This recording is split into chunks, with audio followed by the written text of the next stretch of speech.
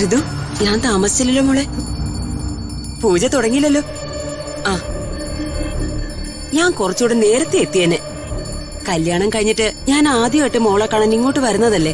ആ, അപ്പോ വെറും കൈയോടെ എങ്ങനെയാ ഇങ്ങോട്ട് വരുന്നത്? അതുകൊണ്ട് വീട്ടിലേക്ക് വേണ്ട അത്യാവശ്യ സാധനങ്ങളും പാത്രങ്ങളും ഒക്കെ വാങ്ങാൻ പോയി. അതാ താമസിച്ചത്. ദേ, ഇതെല്ലാം മോക്കുള്ളതാ. ബാക്കിയുടെ പോയി എടുത്തിട്ട് വാടാ. ഇതൊന്നും വേണ്ട. ഇവിടത്തേക്ക് ആവശ്യമുള്ള സാധനങ്ങളെല്ലാം ഇവിടെ തന്നെയുണ്ട്. എനിക്ക് ഉപയോഗിക്കാൻ അത് മതി. അയ്യോ മോളെ, അങ്ങനെ പറയല്ലേ. പാത്രങ്ങളിലൊക്കെ ഞാൻ മോളുടെ പേര് വരെ കൊത്തി വെച്ചേക്കുവാ. സത്യമായിട്ടും വേണ്ടാഞ്ഞിട്ട്. ആ, എനിക്കറിയാം മോക്ക് എന്നോട് നല്ല ദേഷ്യമാണെന്ന്. നിങ്ങളൊക്കെ വീട്ടിൽ വന്നപ്പോഴേ ഞാൻ എന്തൊക്കെയോ വിളിച്ചു പറഞ്ഞു.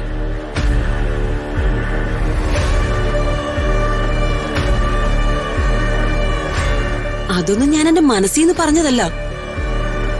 പ്രതാപം കേൾക്കാൻ വേണ്ടിയേ മനഃപൂർവ്വം പറഞ്ഞതാ. അല്ലാതെ മോളോട് എനിക്കെന്തിനാ ദേഷ്യം?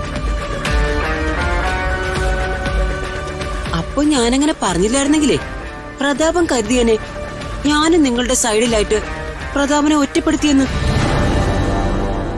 എന്തൊക്കെയായാലും അവൻ എന്റെ അനിയനല്ലേ. അവനെ ഞാൻ വിഷമിപ്പിക്കാൻ പാടില്ലല്ലോ. അതുകൊണ്ടാ ഞാൻ അങ്ങനെ സംസാരിച്ചത്. അതിനെപ്പറ്റി ഞാനൊന്നും പറഞ്ഞില്ലല്ലോ. ഞാൻ നിങ്ങളുടെയൊക്കെ കണ്ണിൽ ഒരു തെറ്റ് ചെയ്തു. അതിനെന്നെ വഴക്ക് പറയാനും അടിക്കാനും ഒക്കെയുള്ള അവകാശവും അധികാരവും നിങ്ങൾക്ക് എല്ലാവർക്കും ഉണ്ട്. അതുമാത്രമേ അച്ഛനും അമ്മായിയും ചെറിയമ്മയും എന്നോട് ചെയ്തുള്ളൂ.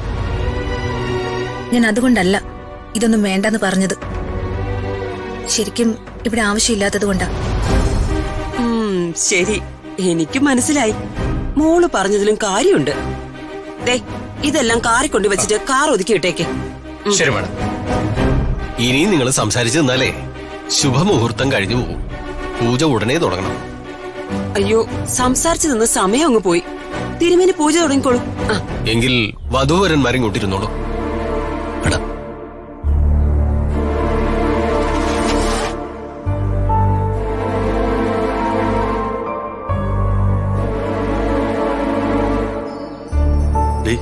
ആദ്യം ഒരുത്തി വന്നു, പിന്നെ ഒരുത്താൻ വന്നു, പിന്നെ ഒരുത്തി വന്നു.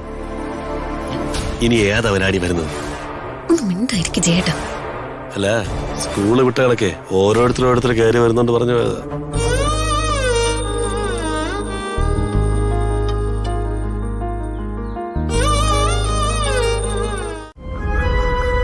പക്ഷേ മാഡം വന്നത് എന്നെ ശരിക്കും അത്ഭുതപ്പെടുത്തി. സഹോദരന്റെ മോൾക്ക് കൈ നിറയെ സമ്മാനങ്ങളുമായിട്ട്. സത്യം പറ, ഈ പൂജ കൊളവാക്കണമെന്നുള്ള ഉദ്ദേശത്തോടെയല്ലേ മാഡം വന്നത്? മടിക്കണ്ട, പറഞ്ഞോളൂ. ഞാൻ ആരോടും പറയാൻ പോകുന്നില്ല.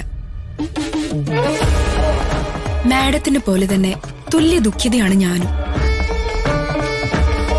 ഇന്നലെ മാഡത്തിന്റെ മകനുമായി ഋതികയുടെ കല്യാണം നടന്നിരുന്നെങ്കിൽ ഇവിടെ ശ്രീയുടെ കല്യാണവും അടുത്ത ആഴ്ച എന്റെ രാജുവിന്റെയും കല്യാണവും നടന്നേനെ. ഓഹോ, ഇതിനിടയ്ക്ക് ഇങ്ങനെയൊരു കുഴപ്പമുണ്ടോ? ഉണ്ട് മാഡം. കാലങ്ങളായിട്ട് ഞാൻ കാത്തിരുന്ന ദിവസമായിരുന്നു അത്. പക്ഷെ അതിലേക്ക് എത്താൻ മാത്രം എനിക്ക് യോഗം ഉണ്ടായിരുന്നില്ല. ഓ, അപ്പോ അവൻ നിന്നെ ചതിച്ചിട്ടാണ് അവളെ കെട്ടിയത്? അതെ. പക്ഷേ അവളെ രാജുവിന്റെ കൂടെ ജീവിക്കാൻ ഞാൻ സമ്മതിക്കില്ല. സ്വസ്ഥത കൊടുക്കില്ല ഞാൻ. എന്നെങ്കിലും ഒരിക്കൽ അവളെ ഞാൻ ഇവിടുന്ന് ഓടിക്കും. എന്നിട്ട് രാജുവിനെ സ്വന്തമാക്കും.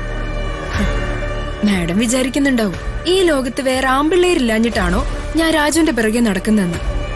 ശരിയാണ്, വേറെ ആണുങ്ങളുണ്ട്. രാജുവിനേക്കാൾ കഴിവും യോഗ്യതയുള്ള ആളുകളുണ്ട്. പക്ഷേ ഇതെന്റെ വാശിയാ. മോഹൻ തന്ന് എന്നെ പറ്റിച്ചതിനുള്ള വാശി.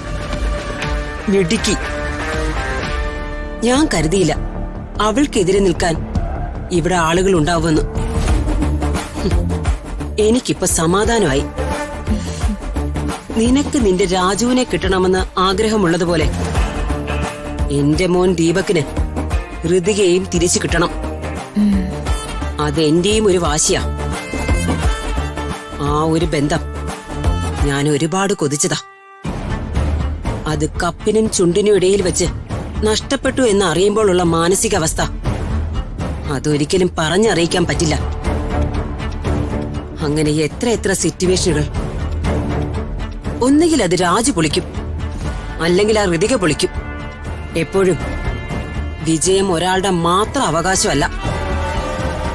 ഇനി വിജയം നമുക്കൊപ്പം ആയിരിക്കണം. പക്ഷേ അതിന് നമ്മൾ ഒരുമിച്ച് നിൽക്കണം, ഒറ്റക്കെട്ടായി. ഒറ്റയ്ക്ക് മാറി നിന്ന് യുദ്ധം ചെയ്താ വിജയസാധ്യത കുറയും.